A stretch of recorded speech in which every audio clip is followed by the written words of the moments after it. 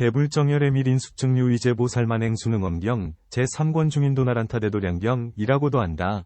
관정부에서 따로 출연하였다. 발랄밀제 한역 현성주 번역 또 안하나. 어째서 육입을 본래 열애장의 묘한 지녀의 성품이라고 하겠느냐. 안하나. 곧 저 사람이 눈동자를 멍하게 뜨고 피로한 것은 눈과 피로를 겸하여 보리의 마음도 함께 멍하여 피로를 일으킨 모양이니라. 밝음과 어둠의 두 가지 허망한 경계로 인하여 보는 작용을 일으키고 그 가운데 있으면서 이 경계의 모양, 진상을 빨아들이는 작용을 보는 성질이라고 하며, 이 보는 성질은 밝음과 어둠의 두 경계를 떠나면 끝내 자체가 없느니라. 이와 같이 안하나 마땅히 알아야 한다. 이 보는 작용은 밝음과 어둠에서 오지도 않고 눈, 근에서 나오지도 않으며 허공에서 생기지도 않는다. 그 까닭은 밝은 데서 온다면 어두울 때는 곧장 따라 사라져서 어둠을 볼 수 없어야 하고, 어두운 데서 온다면 밝을 때는 곧장 따라 사라져서 밝음을 볼 수 없어야 하며, 눈에서 나온다면 밝고 어둠과 상관없으니 이러한 보는 정기는 본래 제 성품이 없을 것이기 때문이다.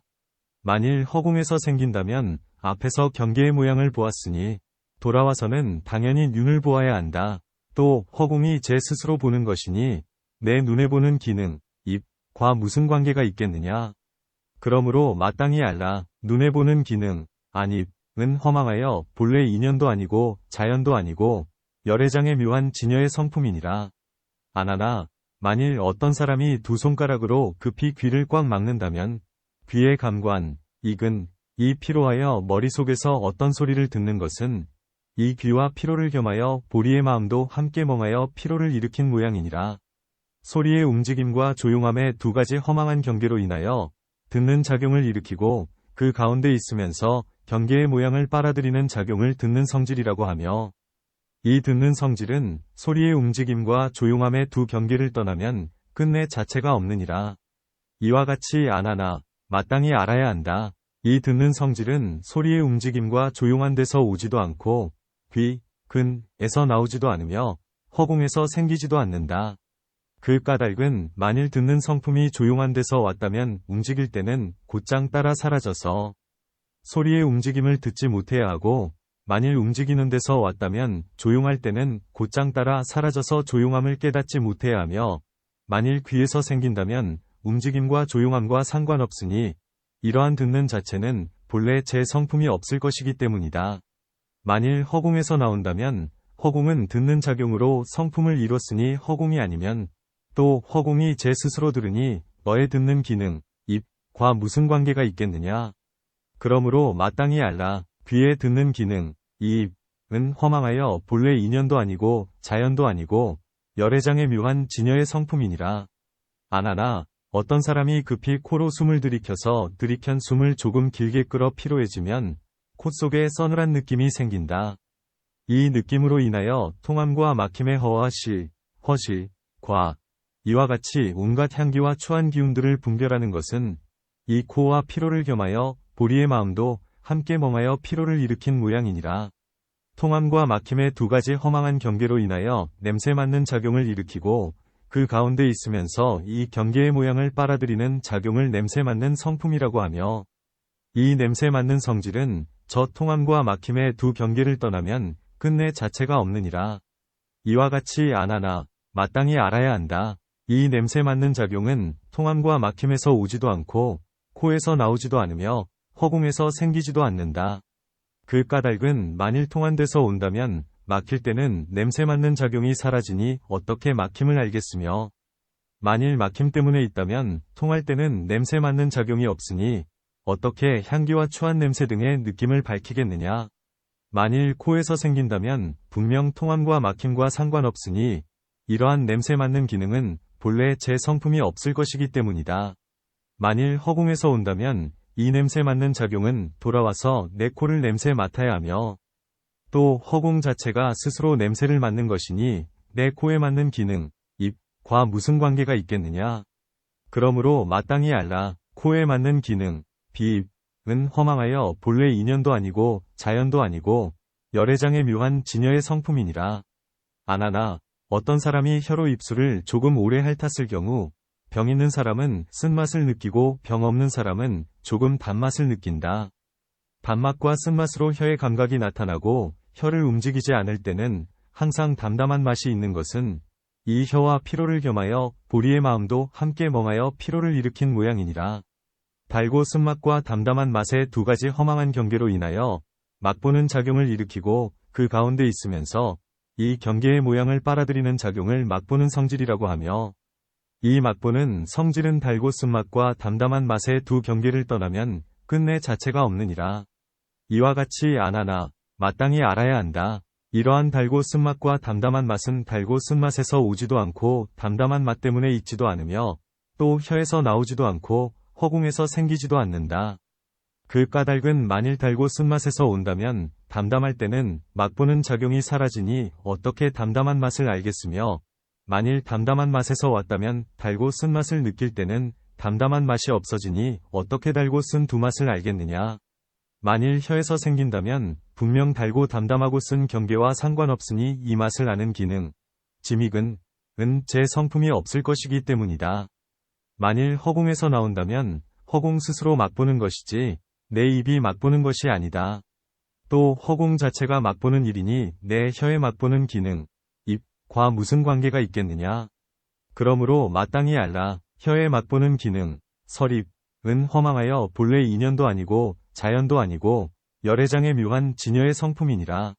안하나 어떤 사람이 한쪽에 차가운 손으로 다른 쪽에 더운 손과 맞댈 경우 차가운 기운이 더운 기운보다 많으면 더운 기운은 차가운 기운을 따라 차가워지고 더운 기운이 많으면 차가운 기운은 더운 기운을 따라 더워진다. 이와 같이 이 맞대어 깨닫는 촉감이 뗄 때에는 떼는 줄을 아는 작용으로 나타나니 끼어드는 기운, 이렇게 성립하는 것은 피로한 촉감이 그 원인이며 이 몸과 피로를 겸하여 보리의 마음도 함께 멍하여 피로를 일으킨 모양이니라.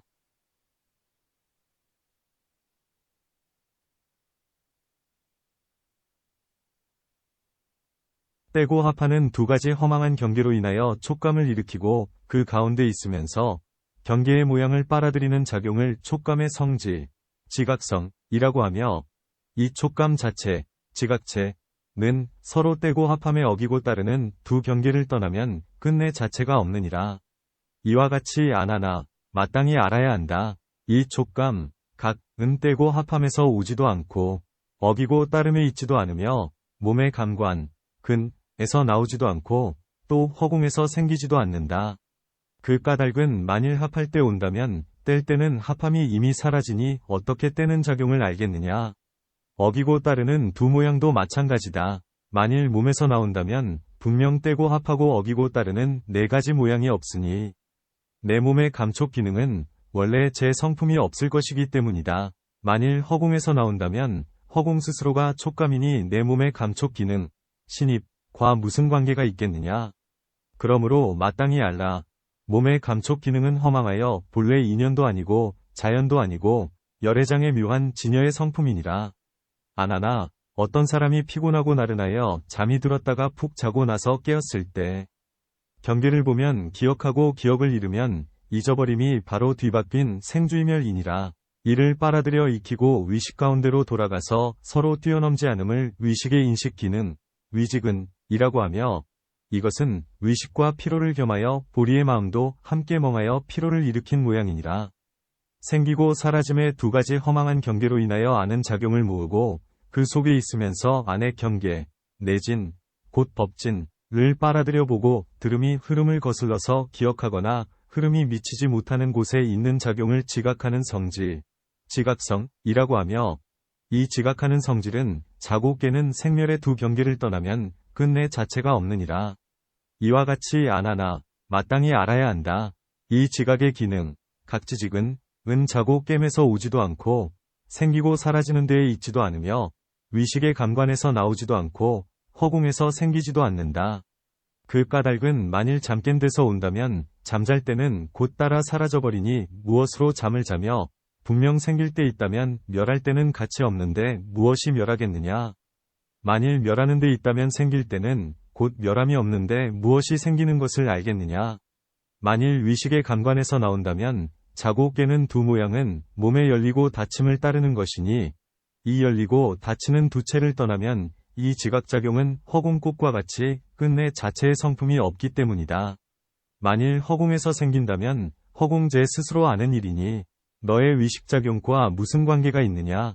그러므로 마땅히 알라. 위식 기능, 위입은 허망하여 본래 인연도 아니고 자연도 아니고 열애장의 묘한 진여의 성품이니라. 또 안하나 어째서 12처소, 처를 본래 열애장의 묘한 진여의 성품이라고 하겠느냐. 안하나 너는 또 이 기타원의 나무와 숲과 샘과 뭇들을 보아라. 너는 어떻게 생각하느냐. 이 색이 눈에 보는 작용을 내겠느냐. 눈이 색의 모양을 내겠느냐. 안하나 만일 또 눈, 안근, 이 색의 모양을 낸다면 공을 볼 때는 색이 아니니 눈이 낸 색의 모양은 마땅히 소멸할 것이며 소멸하면 드러낼 모양은 아무것도 없다. 색의 모양이 이미 없다면 무엇이 공의 본질을 밝히겠느냐. 눈이 공의 모양을 내는 경우도 이와 마찬가지다. 만일 또 색의 경계, 색진, 가 눈에 보는 작용을 낸다면 공을 볼 때는 색이 아니니 보는 작용은 곧 소멸할 것이며 소멸해버리면 아무것도 없으니 무엇이 공과 색을 밝히겠느냐. 그러므로 마땅히 알라. 보는 작용과 색과 공은 모두 처소가 없으니 색과 보는 작용의 두 처소는 허망하여 본래 인연도 아니고 자연도 아니고 열애장의 묘한 진여의 성품이니라. 안하나 또 이 기타원에서 공양이 마련되면 북을 치고 식단으로 대중을 불러 모을 때는 종을 치니 너는 그때마다 앞뒤로 서로 이어지는 북소리와 종소리를 듣는다. 너는 어떻게 생각하느냐. 이들 소리가 귀가로 오겠느냐. 귀가 소리나는 곳으로 가겠느냐. 안하나 만일 소리가 귀가로 온다면 내가 신라벌성에서 걸식할 때는 기타림에는 내가 없는 것과 같이 이 소리가 분명 안한의 귀가로 와버린다면 목명과 가섭은 함께 듣지 못해야 할 텐데 어찌 더욱이 1253은 이 한꺼번에 종소리를 듣고 다같이 공양할 곳으로 오는 것이냐. 만일 내 귀가 저 소리 나는 곳으로 간다면 내가 기타림에 돌아와 머물 때는 신라벌성에는 내가 없는 것과 같이 네가 북소리를 듣고 그 귀가 이미 북치는 곳으로 가버린다면 종소리가 겹쳐 나도 마땅히 함께 들을 수 없어야 하는데 어찌 더욱이 그 가운데 코끼리와 말과 소와 양들의 여러가지 소리들을 듣는 것이냐. 만일 오고 감이 없다면 듣는 작용도 없어야 하리라. 그러므로 마땅히 알라. 듣는 작용과 소리는 모두 처소가 없으니 듣는 작용과 소리의 두 처소는 허망하여 본래 인연도 아니고 자연도 아니고 열애장의 묘한 진여의 성품이니라. 안하나 너는 또 이 향로의 전단향기를 맡아보아라. 이 향기는 비록 일수만 태울지라도 신라벌성의 40리 안에서는 동시에 향내를 맡느니라. 너는 어떻게 생각하느냐. 이 향기는 전단나무에서 나오겠느냐. 내 코에서 나오겠느냐. 허공에서 나오겠느냐. 안하나 만일 이 향기가 내 코에서 나온다면 코에서 생긴다는 말이니 당연히 코에서 나와야 하며 코는 전단이 아닌데 어떻게 코 속에 전단 기운이 있겠느냐.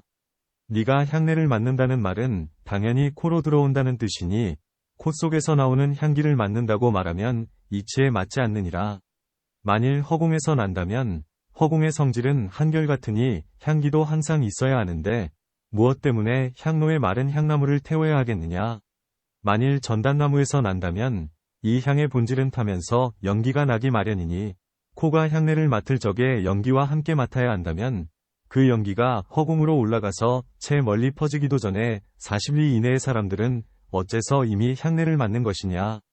그러므로 마땅히 알라. 향기와 코와 맡는 작용은 다 함께 처소가 없으니 맡는 작용과 향기의 두 처소는 허망하여 본래 인연도 아니고 자연도 아니고 열애장의 묘한 진여의 성품이니라. 안하나 너는 언제나 두 때에 대중과 함께 바로를 가지고 걸식하고 있는데 그 사이에 간혹 소락을 가장 잘 정제된 제호를 만나면 훌륭한 맛이라고 한다. 너는 어떻게 생각하느냐. 이 맛은 허공에서 생기느냐, 혀에서 나느냐, 음식에서 나느냐. 안하나 만일 이 맛이 내 혀에서 난다면 내 입 속에는 혀가 하나뿐이니 그 혀가 일단 우유 맛이 되었다면 검은 꿀, 흑성밀을 먹어도 맛이 달라지지 않아야 한다. 만일 맛이 달라지지 않는다면 맛을 안다고 할 수 없으며 만일 달라진다면 혀는 여럿이 아닌데 어떻게 한 혀로 여러 맛을 다 알겠느냐. 만일 음식에서 난다면 음식은 아는 작용이 없으니 어떻게 제 스스로 알겠으며 또 음식이 제 스스로 안다면 남의 음식과 같으니 너와 무슨 관계가 있기에 맛을 안다고 하겠느냐. 만일 허공에서 생긴다면 너는 허공을 씹어보아라. 어떤 맛이 나느냐. 그 씹은 허공이 분명 짠맛이라면 이미 내 혀를 짜게 하였으니 내 얼굴도 짜야 한다. 그러면 이 세상 사람들은 언제나 짠맛 속에 사는 바닷고기와 같이 조금도 싱거운 맛을 알지 못하리라. 만일 싱거운 맛을 모른다면 짠맛도 깨닫지 못해야 한다. 또 아무 맛도 알지 못한다면 어떻게 마시라고 하겠느냐. 그러므로 마땅히 알라. 맛과 혀와 맛보는 작용은 모두 처소가 없으니 맛보는 작용과 맛은 둘 다 허망하여 본래 인연도 아니고 자연도 아니고 열애장의 묘한 진여의 성품이니라. 아나나, 너는 새벽마다 언제나 손으로 머리를 만지리라. 어떻게 생각하느냐? 이 만져서 아는 것은 어느 쪽이 촉감을 아는 주체, 능촉이냐? 그 촉감을 아는 주체는 손에 있겠느냐? 머리에 있겠느냐? 만일 손에 있다면 머리는 알지 못할 텐데 어떻게 촉감이 성립되겠느냐? 만일 머리에 있다면 손에는 촉감이 없을 텐데 어찌 촉감이라고 하겠느냐? 만일 각각 따로 있다면 너 아난에게 마땅히 두 몸이 있어야 하리라. 만일 머리와 손에서 똑같이 한 촉감이 생긴다면 손과 머리는 당연히 같은 일체가 되어야 한다. 만일 같은 일체라면 촉감은 성립되지 않으리라. 만일 다른 이체라면 촉감은 어느 쪽에 있겠느냐? 되는 쪽, 능에 있으면 닿는 쪽, 소에 있지 않을 것이며 닿는 쪽에 있으면 되는 쪽에 있지 않으리라. 당연히 허공이 너에게 촉감을 주었다고도 못하리라. 그러므로 마땅히 알라. 촉감을 아는 작용과 몸은 모두 처소가 없으니 몸과 촉감은 둘 다 허망하여 본래 인연도 아니고 자연도 아니고 열애장의 묘한 진여의 성품이니라.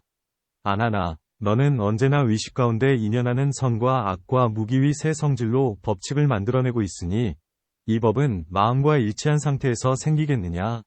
마음을 벗어나서 따로 장소, 방소가 있겠느냐? 아나나, 만일 마음과 일치하다면 법칙은 경계, 진가 아니므로 마음의 인연 대상이 아니니 어떻게 처소가 성립되겠느냐? 만일 마음을 벗어나서 따로 장소가 있다면 법의 자성은 아는 작용이냐? 아는 작용이 아니냐? 아는 작용이라면 마음이라 하겠으나 너와는 다르면서 경계도 아니니 다른 사람의 마음과 같으리라. 너와 일치하면서 마음과도 일치하다면 어떻게 내 마음이 다시 너에게 둘이 되겠느냐? 만일 아는 작용이 아니라면 이 법의 경계, 진은 이미 색과 소리와 냄새와 맛과 떼고 합함과 차고 따뜻함과 허공의 모양도 아닌데 어디에 있다고 하겠느냐?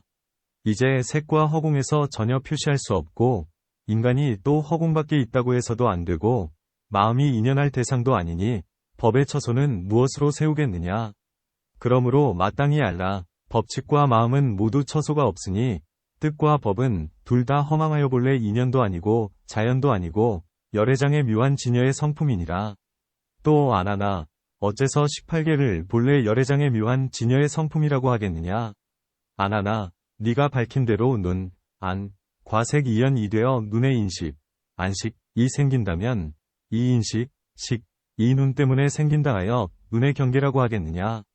색 때문에 생긴다 하여 색의 경계라고 하겠느냐? 아나나, 만일 이 인식이 눈 때문에 생긴다면 눈 자체에는 이미 색과 공이 없어서 분별할 수 없는데 너의 인식이 있다 한들 무엇을 상대로 작용하겠느냐?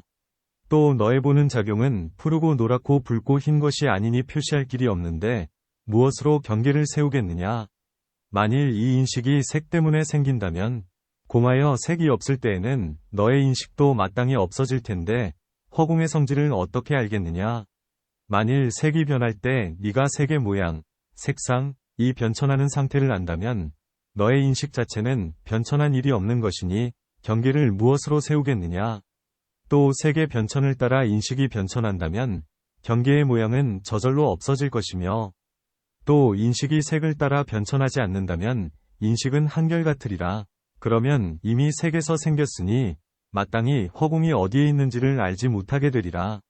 만일 두 가지를 겸하여 눈과 색이 함께 눈의 인식, 안식을 낸다면 눈과 색이 합해져 있을 때는 인식이 자리할 중간이 없을 것이며 눈과 색이 떨어져 있을 때는 눈과 색의 양쪽으로 갈라서 합해야 한다. 그러면 자체의 성품이 어지럽게 뒤섞일 텐데 어떻게 경계를 이루겠느냐.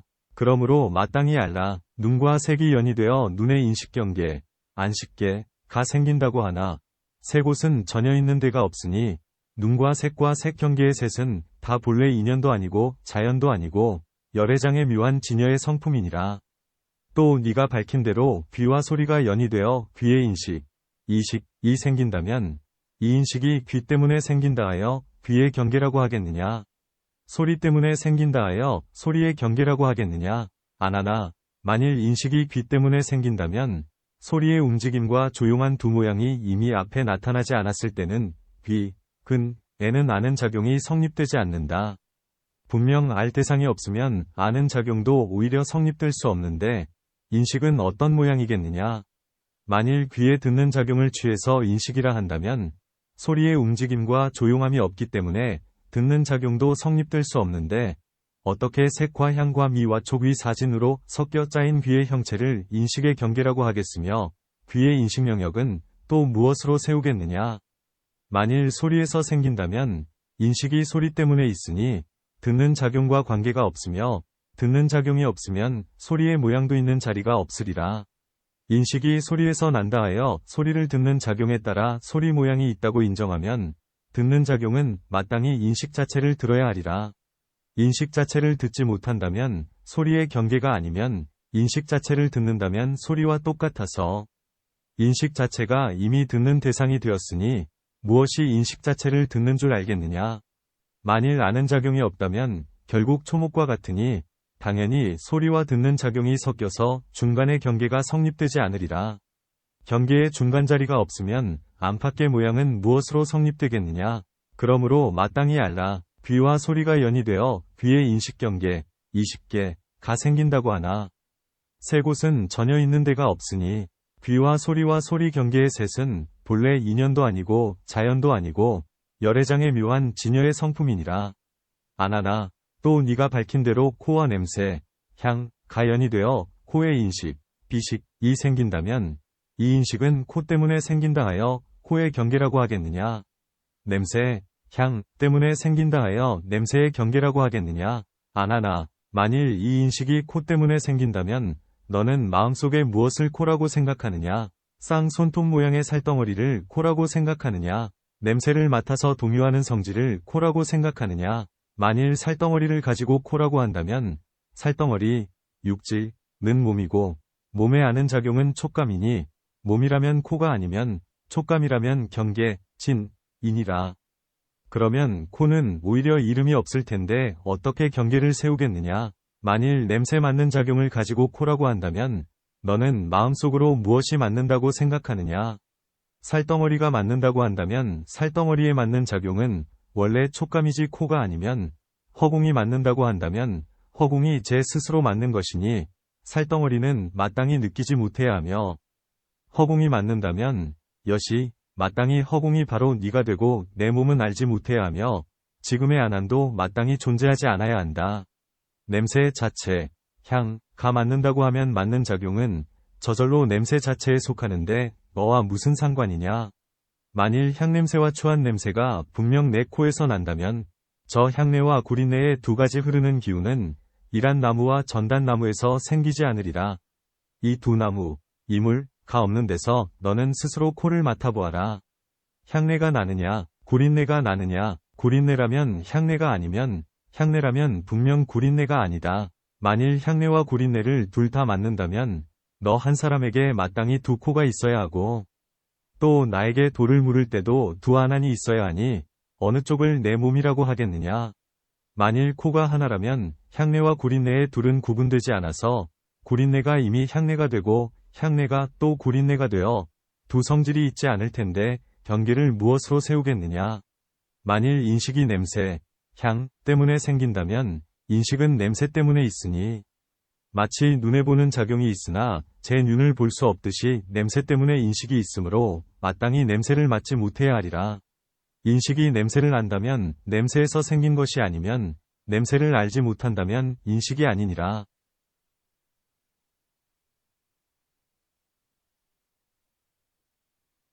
냄새가 맡는 작용을 근거로 있지 않다면 냄새의 경계는 성립되지 않으며 인식이 냄새를 알지 못한다면 인식의 경계, 인계는 냄새에서 건립되지 않는다. 이미 중간이 없고 안의 감관과 밖의 경계가 성립되지 않으니 저 운간 맞는 성질은 마침내 허망하리라. 그러므로 마땅히 알라. 코와 냄새가 연이되어 코의 인식경계, 비식계가 생긴다고 하나 세 곳은 전혀 있는 데가 없으니 코와 냄새 경계의 셋은 다 본래 인연도 아니고 자연도 아니고 열애장의 묘한 진여의 성품이니라. 아나나 또 네가 밝힌 대로 혀와 맛이 인연이 되어 혀의 인식, 설식이 생긴다면 이 인식은 혀 때문에 생긴다 하여 혀의 경계라고 하겠느냐? 맛 때문에 생긴다 하여 맛의 경계라고 하겠느냐? 아나나 만일 인식이 혀 때문에 생긴다면 세상의 감자와 오매와 황련 과석염 과세신과 생강, 강, 과계피, 게들은 모두 맛이 없으리라. 너는 스스로 혀를 맛보아라. 단맛이냐, 쓴맛이냐, 만일 혀의 성질, 성이 쓰다면 무엇이 와서 혀를 맛보겠느냐?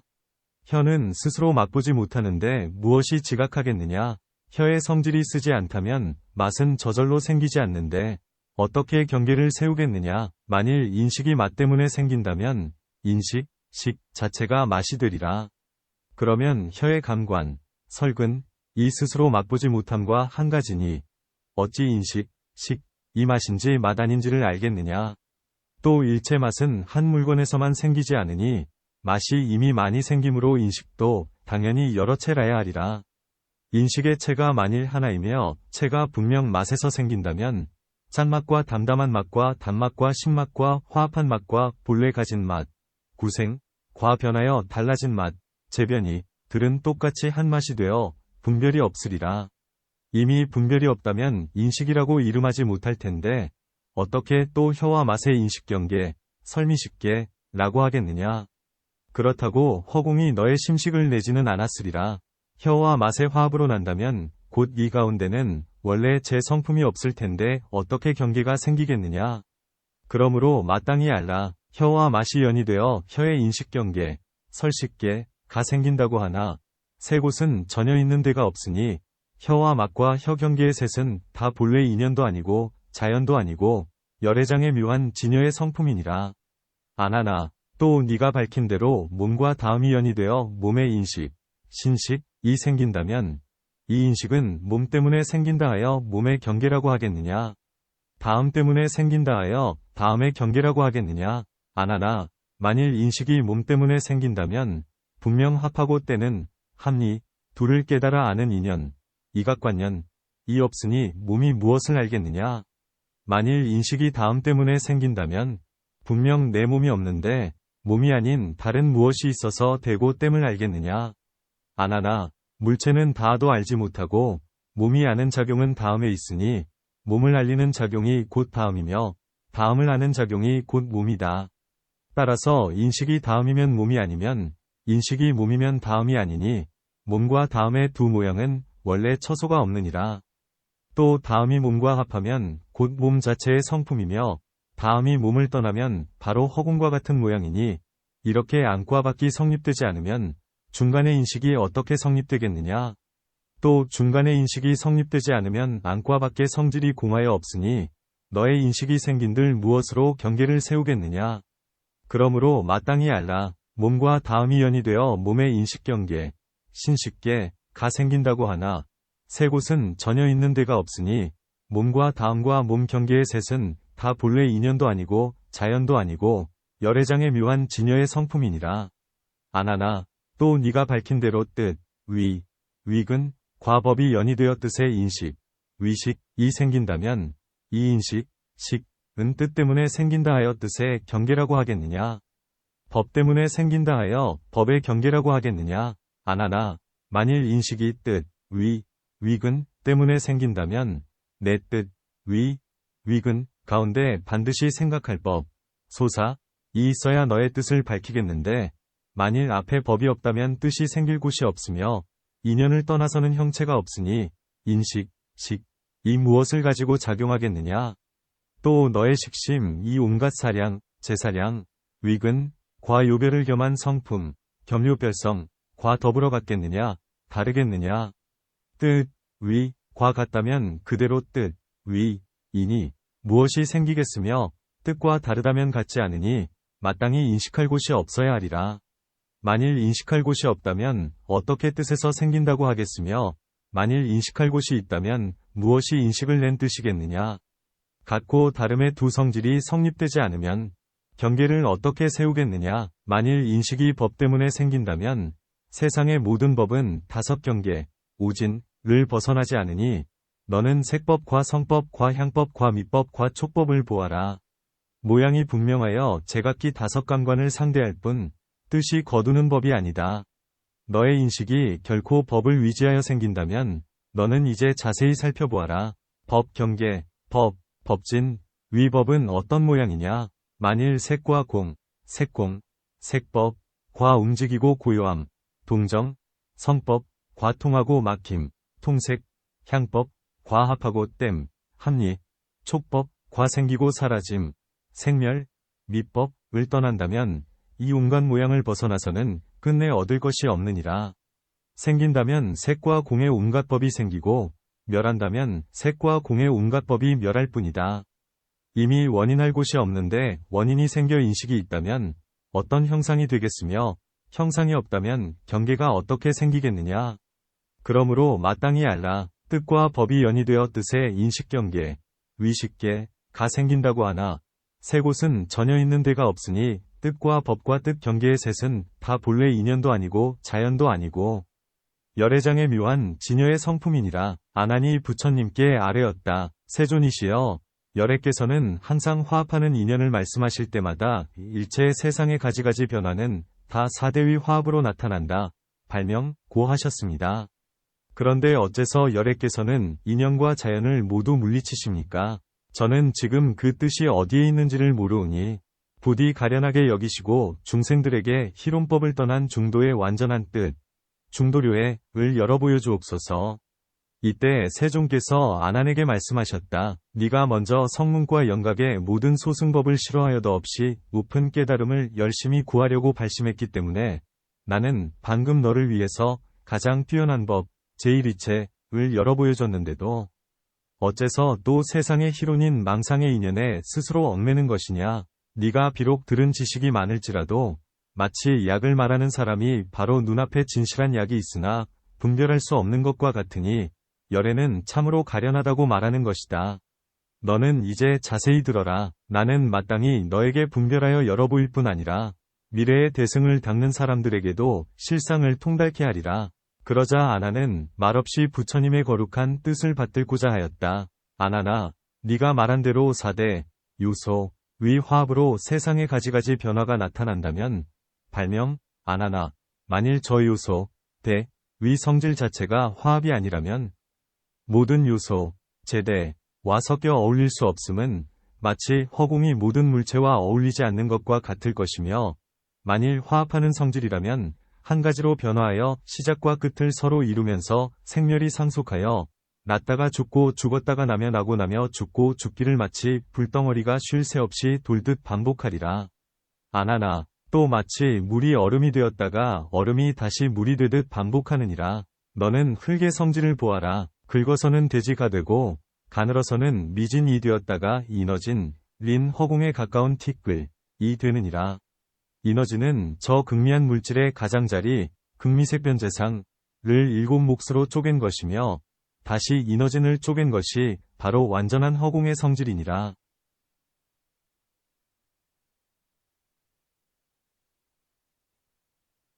아나나, 만일 이 인어를 쪼개어 허공이 된다면 마땅히 허공이 색상을 출생시킨다는 것도 알아야 한다. 너는 지금 화합한 까닭에 세상의 온갖 변화하는 모양이 출생하는가를 물었으니 너는 또 이 점을 생각해보아라. 한 이너지는 얼마의 허공을 들여 화합해야만 생기겠느냐. 당연히 이너진이 합쳐서 이너진이 되지는 않으리라. 또 이너진을 쪼개어 허공이 되려면 얼마의 색상을 들여 합해야만 허공이 되겠느냐. 만일 색과 합할 때라면 색과 합했으니 허공이 아니면 만일 허공과 합할 때라면 허공과 합했으니 물질이 아니다. 색은 오히려 쪼갤 수 있겠으나 허공을 어떻게 합하겠느냐. 너는 원래 열애장 안에 성품이 색인 진실한 공, 성색진공, 과성품이 공인진실한 색, 성공진색, 이 본래 그대로 청정하여 법계에 두루 원만한 가운데 중생의 마음을 따라 각자의 아는 능력, 질량에 응하는 줄을 모르고 있느니라. 업을 조차 출현하는 것을 세상 사람들은 무지하여 인연과 자연의 본질로 잘못 알고 있느니라. 이것은 모두 이 인식하는 마음으로 분별하여 헤아리는 작용이니 단지 말만 있을 뿐 전혀 진실한 뜻이 없느니라. 아나나 불의 성질은 자체 가 없으니 여러 인연에 위지하느라. 너는 성안의 식전의 집들을 보아라. 밥을 지으려고 불을 지필 때 손에 불 거울, 양수, 화경을 들고 햇빛에서 불을 피우고 있느니라. 아나나 이를 화합이라고 한다면 너와 나와 1250비구가 지금 화합하여 한 대중이 된 것과 같다. 대중으로는 비록 하나이지만 그 근본을 따져보면 각자의 몸이 따로 있으며 다들 태어난 시족이 이름이 있으니 사리불은 바라문족이고 우루빌라는 가섭파족이며 그리고 아나는 구담족이다. 아나나 만일 이 불의 성질이 화합 때문에 생긴다면 저 사람이 손에 거울을 잡고 해에서 불을 피울 때 이 불은 거울에서 나오겠느냐? 쑥에서 나오겠느냐? 해에서 오겠느냐? 아나나 만일 해에서 온다면 해가 스스로 내 손 안에 쑥을 태웠으니 해가 온 곳의 숲풀들은 마땅히 불에 타야 한다. 만일 거울에서 나온다면 스스로 거울에서 나와 쑥을 태웠는데 어째서 거울은 녹지 않았느냐? 거울을 잡은 내 손도 오히려 뜨거운 기운이 없는데 어찌 거울이 녹겠느냐? 만일 쑥에서 생긴다면 무엇 때문에 해와 거울과 빛을 빌려 서로 접촉해야만 불이 생기겠느냐? 너는 또 자세히 살펴보아라. 거울은 손에 잡혀 있고 해는 하늘에서 오며 쑥은 본래 땅에서 나는데 불은 어느 곳으로부터 와서 여기를 지나가겠느냐? 해와 거울은 서로 멀리 떨어져서 어울리지도 않고 합하지도 않으며 불빛이 온 곳 없이 저절로 있다고도 하지 못한다. 너는 오히려 열애장 안에 성품이 불인 진실한 공과 성품이 공인 진실한 불이 본래 그대로 청정하여 법계에 두루 원만한 가운데 중생의 마음을 따라 각자의 아는 능력에 응하는 줄을 모르고 있느니라.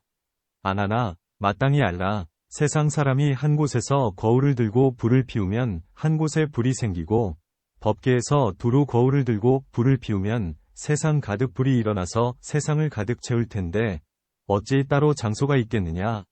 업을 좇아서 출현하는 것을 세상 사람들은 무지하여 인연과 자연의 본질로 잘못 알고 있느니라. 이것은 다 이 인식하는 마음으로 분별하여 헤아리는 작용이니 단지 말만 있을 뿐 전혀 진실한 뜻이 없느니라. 아나나 물의 성질은 일정하지 않아서 흐르고 그침이 한결같지 않느니라. 저 신라벌성의 선인 가비라와 선인 작가라와 발두마와 하살다와 같은 여러 뛰어난 환술사, 환사들이 달의 전기, 태음정을 받아서 환술약, 환약을 만들 때 그들은 보름날 밤중, 백월주에 구슬 소반, 방제을 손에 들고 달 속의 물을 받는다. 이 물은 구슬 소반에서 나오겠느냐? 허공 가운데 저절로 있겠느냐? 달에서 나오겠느냐? 만일 달에서 나온다면 오히려 먼 곳인데도 구슬 소반에서 물이 나올 수 있게 하였으니 거쳐온 숲과 나무들은 다 당연히 물을 토해서 흘려보내야 한다. 흐른다면 무엇 때문에 구슬 소반에서 물이 나오기를 기다리겠으며 흐르지 않는다면 물이 달에서 흐르지 않음이 분명하다. 만일 구슬 소반에서 나온다면 이 구슬 소반에서는 마땅히 항상 물이 나와야 할 텐데 무엇 때문에 한밤중에 보름달을 기다려 물을 받겠느냐? 만일 허공에서 생긴다면 허공의 본질은 끝이 없으니 물도 마땅히 끝없이 흘러야 한다. 그러면 인간에서 하늘까지 모두 함께 물속에 잠길 텐데 어찌 물과 육지와 허공을 따로 행할 수 있겠느냐? 너는 자세히 살펴보아라. 달은 하늘에서 떠오르고 구슬 소반은 손에 잡혀 있고 구슬 안에 물을 받는 소반, 반은 그 사람이 펴놓은 것인데 물은 어디로부터 와서 여기까지 흘러들었느냐? 달과 구슬은 서로 멀리 떨어져서 어울리지도 않고 합하지도 않으며 물의 전기가 온 곳 없이 저절로 있다고도 하지 못한다. 너는 오히려 열애장 안에 성품이 물인 진실한 공과 성품이 공인 진실한 물이 본래 그대로 청정하여 법계에 두루 원만한 가운데 중생의 마음을 따라 각자의 아는 능력에 응하는 이치를 모르고 있느니라. 한 곳에서 구슬을 잡으면 한 곳에서 물이 나오고 법계에서 두루 구슬을 잡으면 법계에 가득 물이 생길 텐데 어찌 따로 장소가 있겠느냐. 업을 좇아서 출현하는 것을 세상 사람들은 무지하여 인연과 자연의 본질로 잘못 알고 있느니라. 이것은 다 이 인식하는 마음으로 분별하여 헤아리는 작용이니 단지 말만 있을 뿐 전혀 진실한 뜻이 없느니라. 아나나 바람의 성질은 자체가 없으니 흔들리고 고요함이 한결같지 않다. 네가 항상 법의 위를 바로 고쳐 입고 대중의 모임에 들어갈 때마다 승가리 자락, 승가리각 이 흔들리면 그 흔들림이 옆 사람에게 닿아서 그 사람의 얼굴에 가벼운 바람이 스친다. 이 바람은 가사자락에서 나오겠느냐, 허공에서 일어나겠느냐, 그 사람의 얼굴에서 생기겠느냐. 이 바람이 만일 가사자락에서 나온다면 너는 바로 바람을 입었으니 그 옷은 펄럭이고 날리어 분명 너의 몸에서 떠나리라. 나는 지금 설법하면서 모임 가운데 법의를 드리웠으니 너는 내 옷을 보아라. 바람이 어디에 있느냐? 당연히 내 옷 속에 바람을 감춰둔 자리가 있다고 하지는 않으리라. 만일 허공에서 생긴다면 내 옷이 움직이지 않을 때는 어째서 나부낌이 없느냐? 허공은 항상 머무는 성질이니 바람도 마땅히 항상 생겨야 한다. 만일 바람이 없을 때면 허공도 당연히 없어져야 하는데 없어진 바람은 볼 수 있겠으나 없어진 허공은 어떤 모양이겠느냐? 만일 생멸이 있다면 허공이라 할 수 없고 허공이라고 한다면 어찌 바람이 나오겠느냐? 만일 바람이 저절로 스친 상대의 얼굴에서 생겼다면 상대의 얼굴에서 나왔으니 마땅히 너를 스쳐야 한다. 너 자신이 옷을 고쳐 입었는데 어째서 거꾸로 상대를 스쳐간 것이냐? 너는 자세히 살펴보아라. 옷을 고쳐 입은 것은 너이고 얼굴은 저 사람에게 있으며 허공은 고요하여 흔들려 흐르는 것과 상관이 없는데 바람은 어디로부터 불어와서 여기를 흔드는 것이냐? 바람과 허공은 성질이 달라서 어울리지도 않고 합하지도 않으며 바람의 성질이 온 곳 없이 저절로 있다고도 하지 못한다. 너는 전혀 열애장 안에 성품이 바람인 진실한 공과 성품이 공인 진실한 바람이 본래 그대로 청정하여 법계에 두루 원만한 가운데 중생의 마음을 따라 각자의 아는 능력에 응하는 이치를 모르고 있느니라. 아나나 너 한 사람이 옷을 가볍게 펄럭이면 가벼운 바람이 일고 법계에서 두루 펄럭이면 국토 가득 생겨서 세간에 두루 가득할 텐데 어찌 따로 장소가 있겠느냐. 업을 좇아서 출현하는 것을 세상 사람들은 무지하여 인연과 자연의 성질로 잘못 알고 있느니라. 이것은 모두 이 인식하는 마음으로 분별하여 헤아리는 작용이니 단지 말만 있을 뿐 전혀 진실한 뜻이 없느니라. 아나나 허공의 성질은 형상이 없으므로 물체로 인하여 드러나느니라. 신라벌성 안에 강과 멀리 떨어진 곳에서 찰제리, 찰리와 바람은과 비사와 수타와 전타라들이 찰집, 안거을 새로 세우려고 우물을 파서 물을 구할 때 흙이 한 자쯤 나오면 그 자리에 한 자의 허공이 생기고 이렇게 흙이 한 길 나오면 중간에 다시 한 길의 허공이 생기는데 허공의 얕고 깊음은 나오는 흙에 많고 적음에 달려있느니라. 이 허공은 흙 때문에 나오겠느냐? 파냄 때문에 나오겠느냐? 원인 없이 저절로 생기겠느냐? 아나나 만일 이 허공이 원인 없이 저절로 생긴다면 흙을 파기 전에는 어찌하여 막혀서 오직 대지만 볼 뿐 멀리 환하게 통하지 않았느냐? 만일 흙 때문에 나온다면 흙이 나올 때는 마땅히 들어가는 허공을 보아야 하며 만일 흙이 먼저 나오는데 들어가는 허공이 없다면 어찌 허공이 흙 때문에 나온다고 하겠느냐? 만일 나오고 들어가지 않는다면 마땅히 허공과 흙은 원래 다른 원인이 없어야 한다. 다르지 않다면 같은 것인데 흙이 나올 때 어째서 허공이 나오지 않느냐? 만일 파냄 때문에 나온다면 파냄 자체로 허공만 나오고 당연히 흙은 나오지 않아야 하며 파냄 때문에 나오지 않는다면 팔 때마다 저절로 흙만 나와야 하는데 어째서 허공을 보는 것이냐? 너는 다시 조심하고 주의해서 자세히 관찰하여라. 파는 기구는 사람의 손에서 방향을 따라 운전하고 흙은 땅을 따라 옮기는데 이러한 허공은 무엇을 근거로 나오겠느냐? 파냄과 허공의 허와 실은 서로 작용하지 않아서 어울리지도 않고 합하지도 않으며 허공이 온 곳 없이 저절로 나온다고도 하지 못한다. 만일 허공의 성질이 두루 원만하여 본래 동요하지 않는다면 마땅히 알아야 한다. 현재 눈앞의 흙과 물과 불과 바람과 함께 다섯 요소, 5대라고 하며 성품이 진실하고 원만하고 융통한 열애장으로서 본래 생멸이 없는 자리이니라. 아나나 너는 마음이 혼미하여 내 요소 4대가 원래 열애장인 줄을 깨닫지 못하고 있으니 바로 허공을 보아라. 나오겠느냐 들어가겠느냐 나오지도 들어가지도 않겠느냐. 너는 전혀 열애장 안에 성품이 깨달음인 진실한 공과 성품이 공인 진실한 깨달음이 본래 그대로 청정하여 법계에 두루 원만한 가운데 중생의 마음을 따라 각자의 아는 능력에 응하는 이치를 모르고 있느니라. 아나나 한 우물이 공하면 허공이 한 우물만큼 생기듯 시방의 허공도 이와 같은데 시방의 원만한 허공이 어찌 따로 장소가 있겠느냐. 업을 좇아서 출현하는 것을 세상 사람들은 무지하여 인연과 자연의 본질로 잘못 알고 있느니라. 이것은 모두 이 인식하는 마음이 분별하여 헤아리는 작용이니 단지 말만 있을 뿐 전혀 진실한 뜻이 없느니라. 아나나 눈에 보는 작용, 견각, 안근을 시작으로 육근을 다 칭함. 에는 아는 작용이 없으니 색과 공을 따라서 아는 작용이 생기느니라. 네가 지금 기타림에 있어도 아침이면 밝고 저녁이면 어두워지며 가령 밤중일지라도 보름이면 밝고 금음이면 캄캄하다. 이러한 밝고 어두운 경계를 따라 보는 작용이 가려내고 있으니 이 보는 작용은 밝고 어두운 모양과 넓은 허공과 더불어 동일체이겠느냐. 동일체가 아니겠느냐. 혹은 같기도 하고 같지 않기도 하겠느냐. 혹은 다르기도 하고 다르지 않기도 하겠느냐. 만일 이 보는 작용이 밝음과 어둠과 넓은 허공과 더불어 원래 일체라면 밝음과 어둠의 두 체는 서로 없어져서 어두울 때는 밝음이 없고 밝을 때는 어둠이 없으리라. 만일 어둠과 일체라면 밝을 때는 보는 작용이 없을 것이며 밝음과 일체라면 어두울 때는 보는 작용이 멸하리라. 이렇게 멸한다면 어떻게 밝음을 보고 어둠을 보겠느냐. 만일 어둠과 밝음은 다르나 보는 작용에 생멸이 없다면 일체가 어떻게 성립되겠느냐. 만일 이 보는 전기가 어둠과 밝음과 더불어 일체가 아니라면 너는 밝음과 어둠과 허공을 떠나서 보는 작용의 근원을 가려내 보아라. 어떤 형상이 되겠느냐. 밝음을 떠나고 어둠을 떠나고 허공을 떠나면 이 보는 작용의 근원은 거북의 털이나 토끼의 뿔처럼 없을 것이며 밝음과 어둠과 허공의 세일과 모두 다르다니 무엇으로 보는 작용을 세우겠느냐.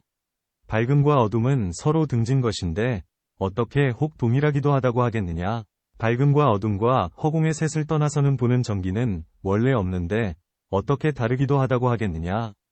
허공을 가려 나누고 보는 작용을 가려 나누려면 본래 경계선, 변반이 없는데 어찌 동일하지 않기도 하다고 하겠느냐. 어둠을 보고 밝음을 보아도 성품은 변하여 옮기지 않는데 어찌 다르지 않기도 하다고 하겠느냐.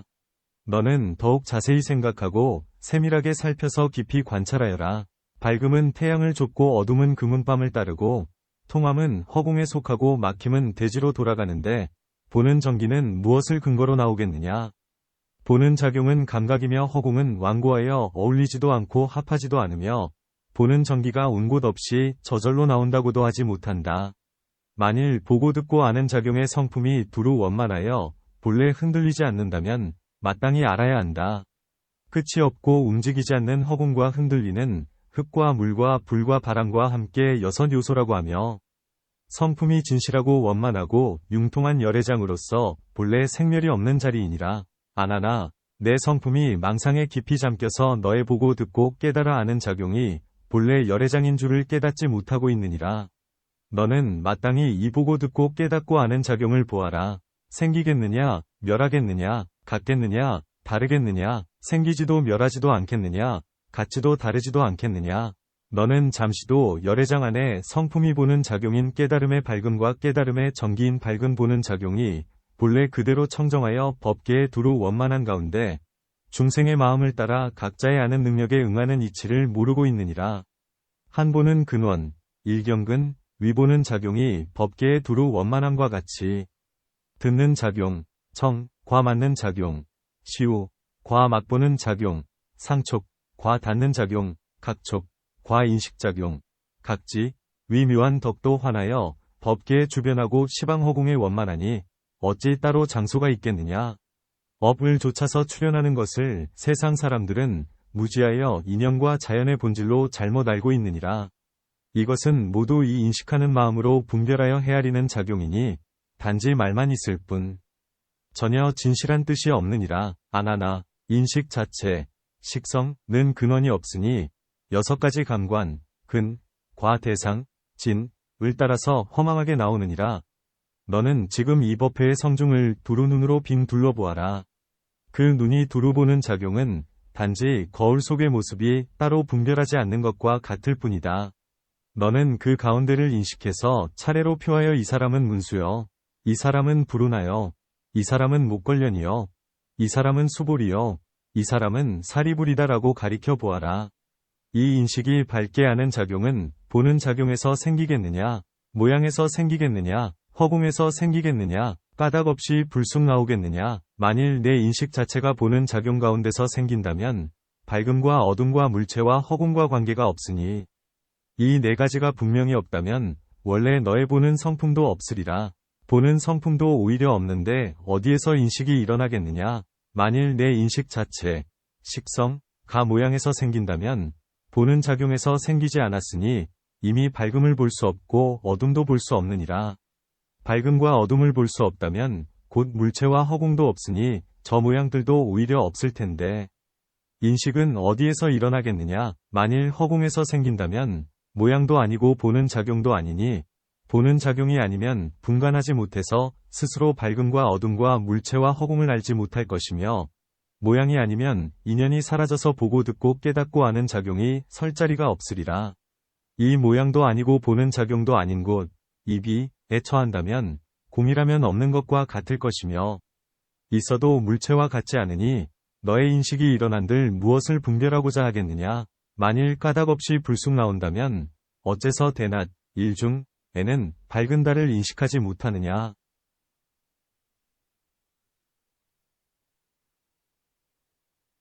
너는 더욱 곰곰이 생각하여 세밀하게 살펴보아라. 보는 작용은 너의 눈동자에 맡기고 모양은 앞 경계에 미루고 모양이 될 만한 것은 있는 것이 되고 모양이 아닌 것은 없는 것이 되는데 이러한 인식의 인연은 무엇을 근거로 나오는 것이냐. 인식은 움직이지만 보는 작용은 고요하여 어울리지도 않고 합하지도 않으며 듣고 깨닫고 아는 작용도 이와 같으니 인식의 연이 나온 곳 없이 나온다고도 하지 않아야 한다. 만일 이 인식하는 마음이 본래 온 곳이 없다면 마땅히 알아야 한다. 분별, 류별, 하고 보고 듣고 깨닫고 아는 작용이 원만하고 고요하여 그 성품이 온 곳이 없으니 저 허공과 흙과 물과 불과 바람을 겸하여 함께 7요소라고 하며 성품이 진실하고 원만하고 융통한 열애장으로서 생멸이 없는 자리이니라. 아나나 너는 마음이 거칠고 들떠서 보고 듣고 밝히고 아는 작용이 열애장인 줄을 깨닫지 못하고 있느니라. 너는 마땅히 이 6곳에 인식하는 마음을 살펴보아라. 같겠느냐, 다르겠느냐, 공하겠느냐, 있겠느냐, 같지도 않고 다르지도 않겠느냐, 공하지도 않고 있지도 않겠느냐. 너는 원래 열애장 가운데 성품이 인식인 밝게 하는 작용과 깨달음의 밝음인 진실한 인식을 모르고 있느니라. 묘한 깨달음이 고요하여 법계에 두루 원만해서 시방 허공을 머금고 토하는데 어찌 따로 생기는 장소가 있겠느냐. 업을 좇아서 출현하는 것을 세상 사람들은 무지하여 인연과 자연의 본질로 잘못 알고 있느니라. 이것은 모두 이 인식하는 마음으로 분별하여 헤아리는 작용이니 단지 말만 있을 뿐 전혀 진실한 뜻이 없느니라. 이때 안왕과 모든 대중은 열애의 미묘한 가르침을 받고 몸과 마음이 텅 비어 걸림없는 경지에 들었다. 모든 대중은 각각 스스로 마음이 시방에 두루 원만해져서 시방 허공을 보니 마치 손바닥 안에 든 잎사귀를 보는 듯하였다. 일체의 세상의 온갖 물상들이 모두 다 보리에 묘하게 밝은 원래의 마음과 일치하니 마음이 전기가 두루 원만하여 시방을 두루 다 쌓아놨다. 이 경지에서 부모로부터 받은 몸을 되돌아보니 저 시방 허공 가운데 작은 티끌이 있는 듯 없는 듯 나부끼는 것과 같았으며 맑고 넓은 바다에 흐르는 한 물거품이 온 곳 없이 일곱 꺼지는 것과 같았다. 이렇게 스스로 분명하게 알고 본래 묘한 마음이 영원히 머물러 멸하지 않는 법을 얻게 되자 부처님께 예를 올리고 합장하여 처음으로 얻은 법의 고마움을 열애 앞에 개송으로 부처님을 찬탄하였다. 묘하고 고요한 총지로 부동하신 세존이시여 수능호망은 세상에서 가장 희귀한 법입니다. 억겁 동안 뒤바뀐 생각을 말끔히 씻어내시어 아승기겁 박지 않고 법신을 얻게 하셨습니다. 저도 이제 거룩한 과위를 얻고 성불한 뒤에 다시 돌아와 한량없는 중생을 건지렵니다. 이 깊은 마음으로 많은 부처님들을 받들어서 그 무거운 부처님의 은혜를 갚으려 하옵니다. 엎드려 세종께 청하오니 증명하여 주옵소서. 굳은 서원으로 오타각세에 먼저 들어가서 만일 한 중생이라도 성불하지 못한다면 열반에 들지 않고 끝까지 교화하렵니다. 큰 용맹이시여, 큰 힘이시여, 큰 자비시여, 더욱 깊이 살피시어 미세번뇌 끊게 하여 보다 일찍 깨달음의 정상에 오르게 하고 시방법계의 도량에서 교화토록 하옵소서. 끝없이 넓은 허공 다하여 없어진다 해도 금강처럼 견고한 마음 흔들리지 않으리다.